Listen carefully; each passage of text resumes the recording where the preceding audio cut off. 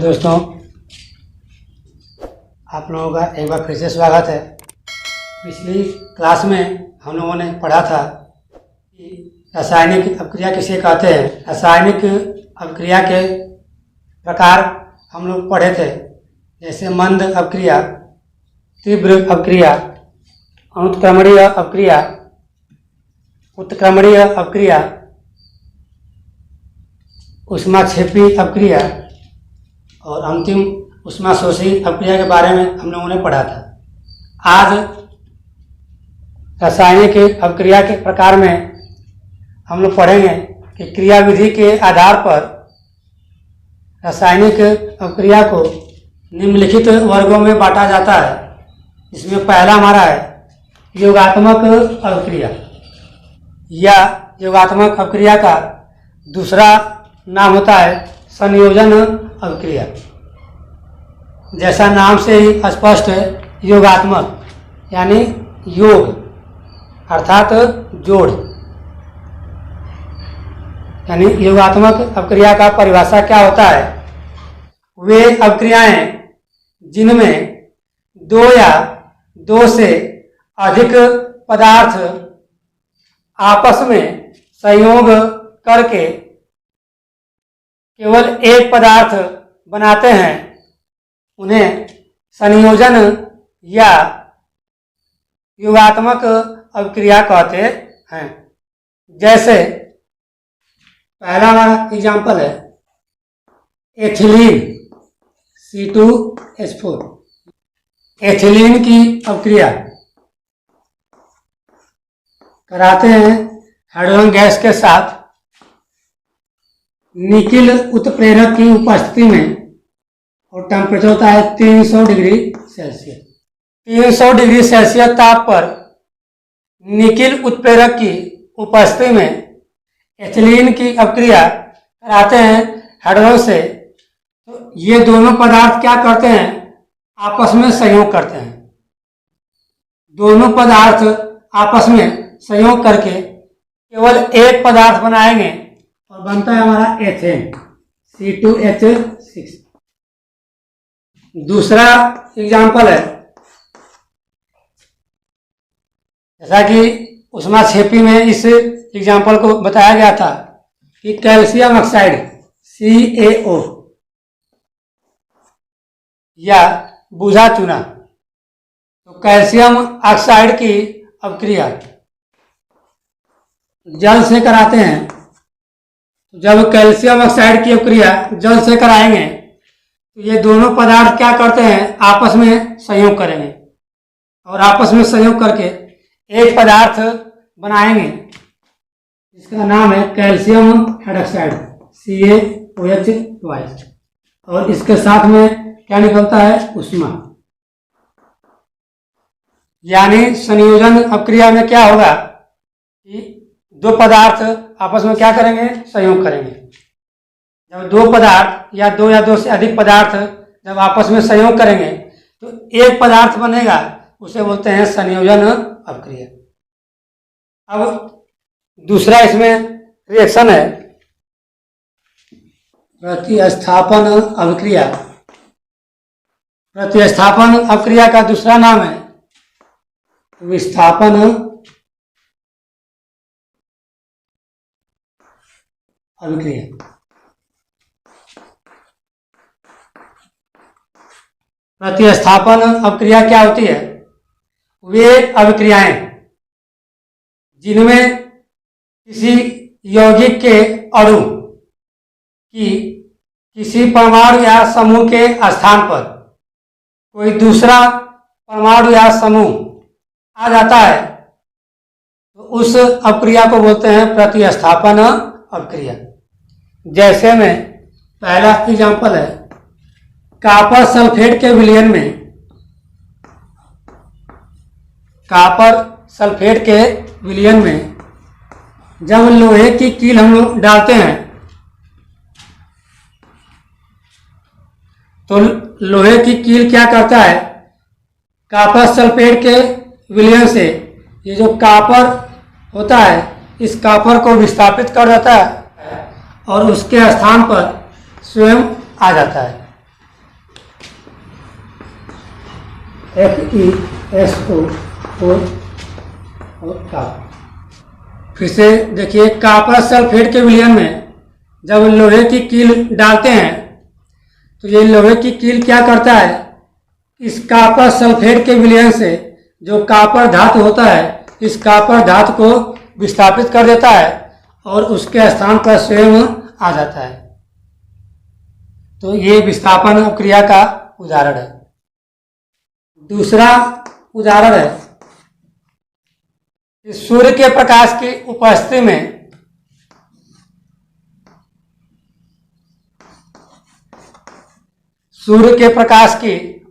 में मीथेन की अपक्रिया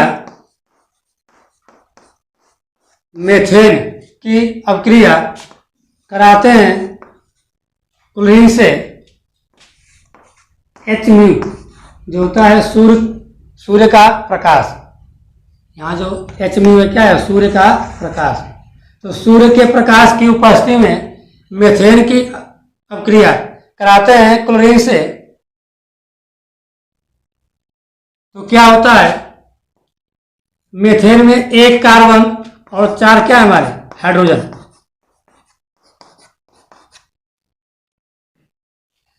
तो इस मीथेन में से 1 हाइड्रोजन निकल जाएगा और जहां से हाइड्रोजन निकलेगा वहां पे एक Cl आकर जुड़ जाएगा, यानी एक ग्रुप हटा और दूसरा ग्रुप क्या हो गया, आकर जुट गया। तो CH3Cl और HCl।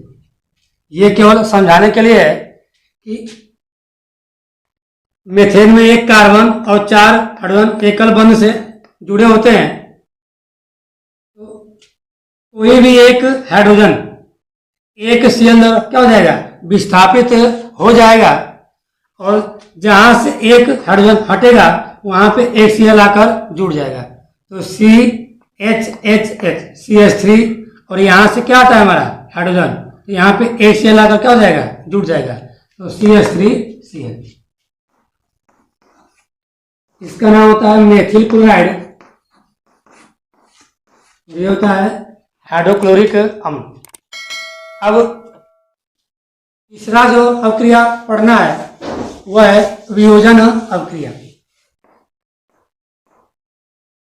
वियोजन अपक्रिया का परिभाषा होता है, वह उत्क्रमणीय अपक्रिया जिसमें किसी पदार्थ के अणु 2 या 2 से अधिक पदार्थों में विभाजित हो जाते हैं, तो उसे वियोजन अपक्रिया कहते हैं। इसमें एक चीज ध्यान देना है, यदि वियोजन अपक्रिया ऊष्मा के द्वारा संपन्न हो रही है तो उसे ऊष्मीय वियोजन अपक्रिया कहते हैं। यदि वियोजन अपक्रिया ऊष्मा के द्वारा संपन्न हो रही है तो उसे ऊष्मीय वियोजन अपक्रिया कहते हैं। जैसे पहला एग्जाम्पल है PCl5 और पहला ये कौन सी अपक्रिया है, उत्क्रमणीय अपक्रिया। यानी जब PCl5 को जब ऊष्मा देंगे ये क्या हो जाएगा, 2 या 2 से अधिक पदार्थों में टूट जाएगा, विभाजित हो जाएगा, बनेगा PCl3 प्लस Cl2। ये पदार्थ का एक अणु है और इस पदार्थ के एक अणु से 2 या 2 से अधिक पदार्थ बन रहे हैं, ये कहलाता है वियोजन अपक्रिया। दूसरा एग्जाम्पल है ammonium chloride NH4Cl। Ammonium chloride को जब ऊष्मा देते हैं, अमोनियम क्लोराइड एक पदार्थ है, जब इसको ऊष्मा देंगे तो क्या हो जाएगा, 2 या 2 से अधिक पदार्थों में टूट जाएगा, बनता है NH3 प्लस H। ये अमोनिया और ये क्या बन गया, हाइड्रोक्लोरिक अम्ल या हाइड्रोजन क्लोराइड गैस। तीसरा एग्जाम्पल है हाइड्रोजन आयोडाइड। इसका नाम क्या है? Hydrogen iodide. जब इसको उष्मा देते हैं तो क्या होता है? हाइड्रोजन और आयोडीन में विभाजित हो जाता है। ये उसमें वियोजन अपक्रिया के एग्जाम्पल हैं। फिर से एक बार वियोजन अपक्रिया का परिभाषा: वह उत्क्रमणीय अपक्रिया जिसमें किसी पदार्थ के अणु दो या दो से अधिक पदार्थों में विभाजित हो जाते हैं तो उसे वियोजन अपक्रिया कहते हैं। यदि वियोजन अपक्रिया उष्मा के द्वारा हो रही है या उष्मा के द्वारा संपन्न हो रही है तो उसे बोलते हैं उष्मीय वियोजन अपक्रिया। और यहाँ पे 3 एग्जाम्पल हैं, सभी में एक पदार्थ है। यहाँ PCl5, phosphorus pentachloride, ammonium chloride और हाइड्रोजन आयोडाइड। इन सभी पदार्थों को उष्मा देने पर ये क्या हो जा रहे हैं? 2 या 2 से अधिक पदार्थों में क्या हो जा रहे हैं? विभाजित हो जा रहे हैं। अपघटन अभिक्रियाएं।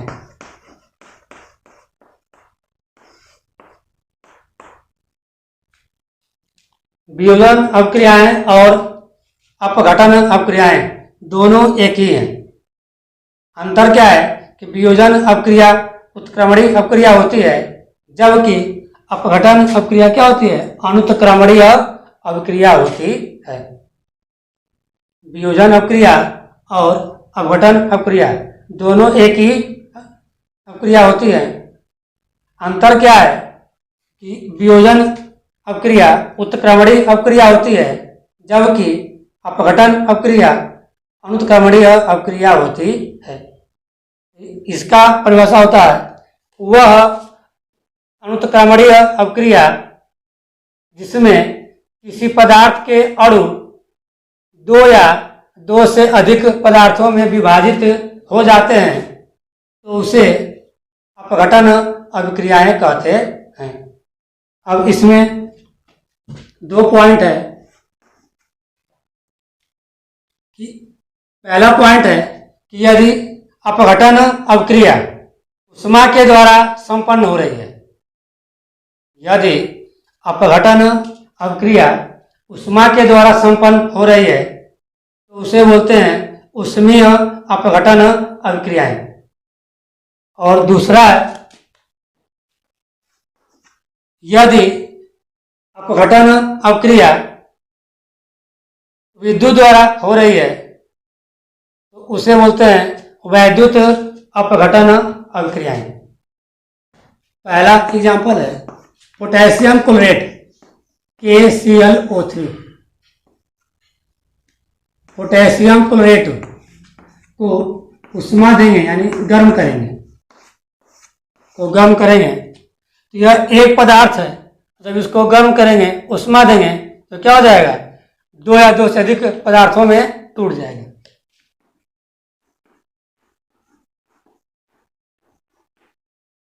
दूसरा एग्जाम्पल है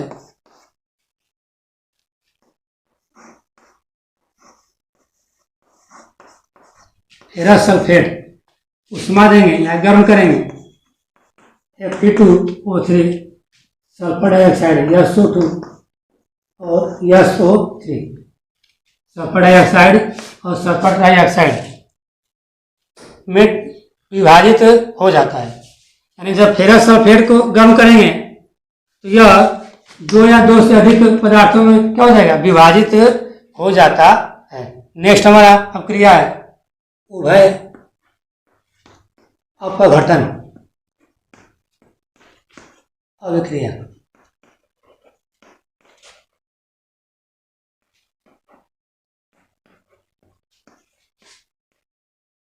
अभिक्रियाएं या इसी का दूसरा नाम क्या है? द्विविस्थापन अभिक्रियाएं। यानी उभय अपघटन अभिक्रियाएं क्या होती हैं? वे अभिक्रियाएं जिनमें अभिकारकों के बीच आयनों का आदान प्रदान होता है उन्हें उभय अपघटन अभिक्रियाएं कहते हैं।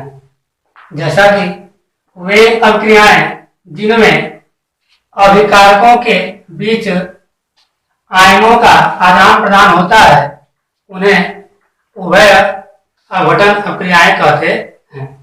जैसे में पहला एग्जाम्पल है silver nitrate AgNO3। Silver nitrate के विलयन में सोडियम क्लोराइड का विलयन मिलाने पर ये दोनों पदार्थ क्या है, अभिकारक है। ये दोनों पदार्थ क्या करते हैं, अपने अपने आयनों का आदान प्रदान कर देते हैं। यानी सिल्वर नाइट्रेट का विलयन है तो सिल्वर नाइट्रेट के विलयन में कौन कौन से आयन है, तो सिल्वर नाइट्रेट के विलयन में Ag+ आयन है और NO3- आयन है। सोडियम क्लोराइड के विलयन में Na+ आयन है और Cl- आयन है। तो इन आयनों में क्या होता है, आदान प्रदान होता है। यानी यहां से Ag+ और यहां से Cl- मिलकर बना लेगा AgCl, यहां से NO3- और यहां से Na+ मिलकर बना लेगा सोडियम नाइट्रेट NaNO3। तो इनमें अभिकारकों के बीच क्या हो रहा है, आयनों का आदान प्रदान हो रहा है। दूसरा रिएक्शन है Na2SO4 सोडियम सल्फेट की अभिक्रिया कराते हैं बेरियम क्लोराइड BaCl2। तो जो दोनों पदार्थ लिया गया है, ये दोनों पदार्थ क्या है, अभिकारक है। तो अभिकारकों के बीच आयनों क्या हो जाएगा, आदान प्रदान। सोडियम सल्फेट का विलयन है तो इस सोडियम सल्फेट के विलयन में कौन कौन से आयन है, Na+ आयन है और सल्फेट आयन है SO4-2। बेरियम क्लोराइड के विलयन में कौन कौन से आयन है, तो Ba+2 और Cl-। तो आयनों क्या हो जाएगा, आदान प्रदान। यानी जिस पर प्लस है यहां से Na+ और यहां से Cl- मिलकर बनाएंगे NaCl।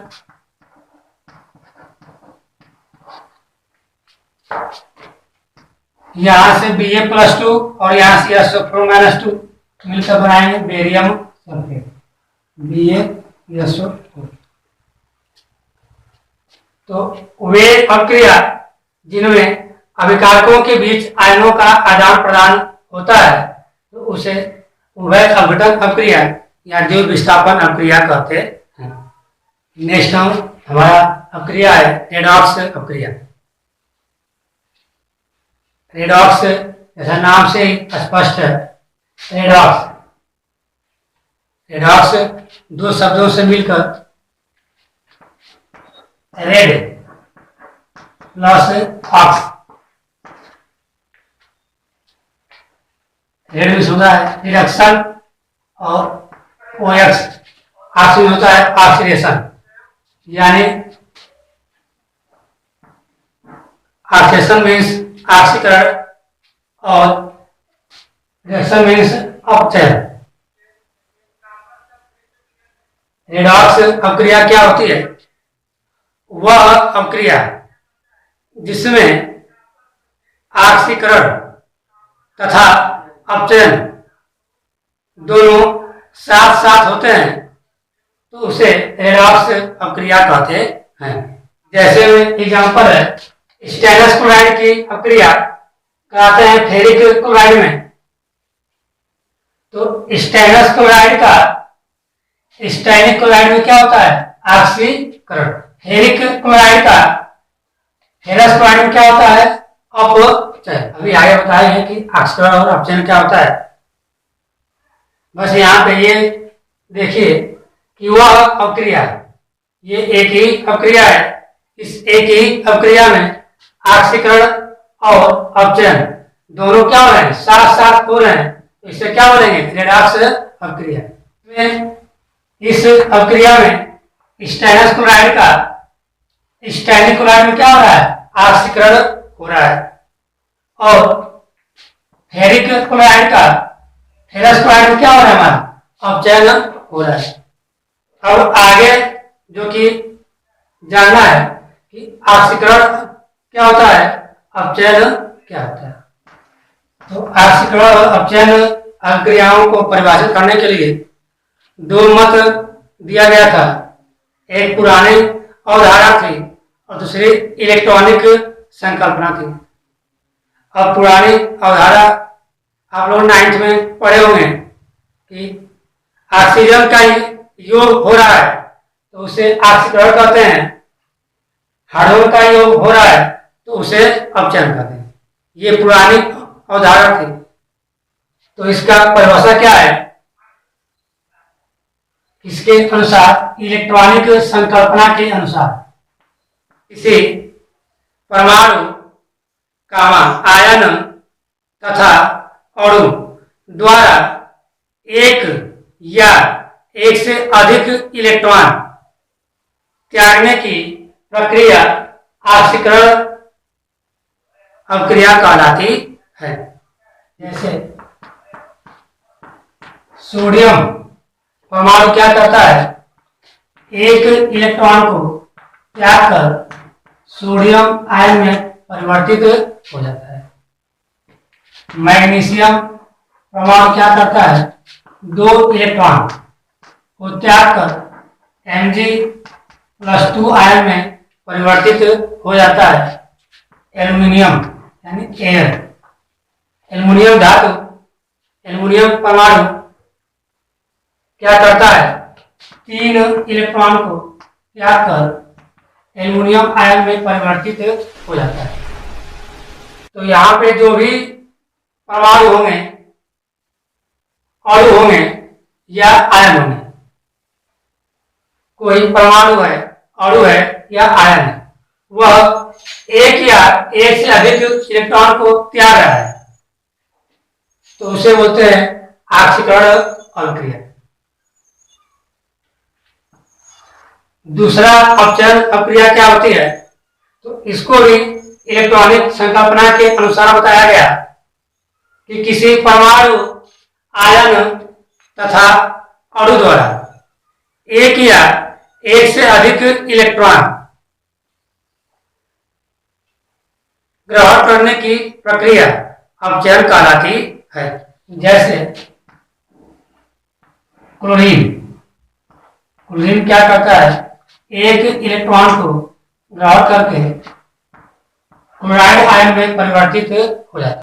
दूसरा एग्जाम्पल है ऑक्सीजन परमाणु क्या करता है, दो इलेक्ट्रॉन को ग्रहण करके ऑक्साइड आयन में परिवर्तित हो जाता है। तीसरा एग्जाम्पल है Fe+3, ये हमारा आयन है, ये दोनों क्या है, परमाणु। यह क्या करता है, एक इलेक्ट्रॉन को ग्रहण करके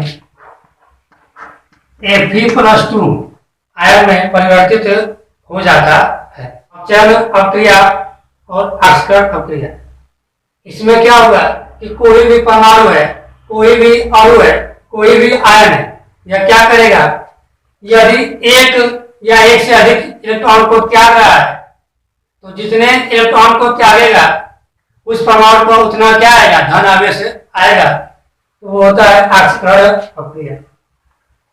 अपचयन क्या होता है, कोई भी परमाणु है, अणु है, आयन है, वह एक या एक से अधिक इलेक्ट्रॉन को ग्रहण कर रहा है तो वह होता है अपचयन अभिक्रिया। रासायनिक अभिक्रिया का प्रकार समाप्त हो गया। नेक्स्ट क्लास में हम लोग पढ़ेंगे कि रासायनिक समीकरण क्या होता है, संतुलित रासायनिक समीकरण क्या होता है, कैसे अभिक्रिया को हम लोग बैलेंस करते हैं, संतुलित करते हैं। उसके बाद ईपी बोर्ड के 3 या 4 क्वेश्चन उसको हम लोग देखेंगे।